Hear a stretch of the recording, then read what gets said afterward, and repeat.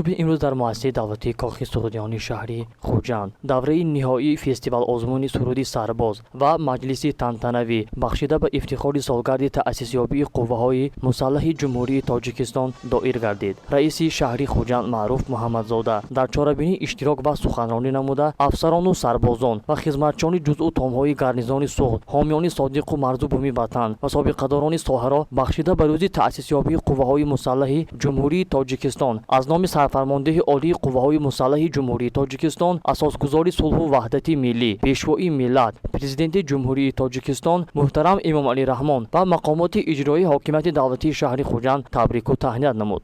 واقعا هم 23 فوریه سال 1993 در تاریخ صاحب استقلالی کشور عزیزمون با تأسیس قوه‌های مسلح صحیفه تازه باز گردید.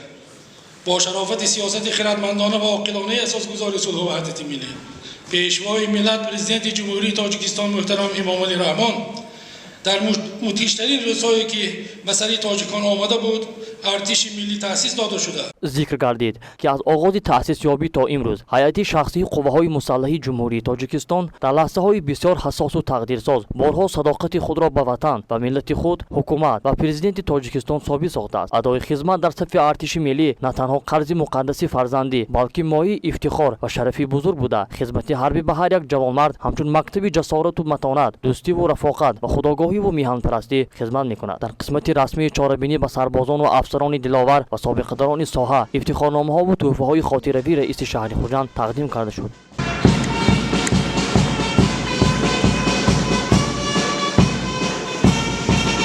با دستگیری پیوستای پشوی مُعظم ملت مُҳтарам эмомалӣ раҳмон فعالیت قسم‌های نظامی با омодагии ҷангии афсарону سربازان سال از سال تقویت یافته. این ниҳоди بانوفوز همچون نерӯи тавонои ҳарбӣ амният و منفعت‌های تاجیکستان صاحب استقلالمان را سربلندانه حمایت می‌نماید. فخرالدین احمدov راهبری تشکیلات جمعیتی برقرار کنندگان ساخت کنستیتوسیونی در شهر خوجند اندیشه خود را عاید تأسیسیابی ارتش ملی و جنگ تحمیلی به سر مردم تاجیک آمده بیان داشت. 27 سالگی ارتش ملی جمهوری تاجیکستان همه اشتراکچیان برقرار کنی ساخت کنیسانی از آن جمله قسم‌های نظامی که از خدمت موزر وطن را ادا کرده ایستادند همشون را تبریک افسرانو افسرانو همشون با این روزی ارتش ملی تبریک مبارکباد نموده به آنها و خدمت‌های در پی سازشان موفقیت‌های بی‌نظیر آرزومندم.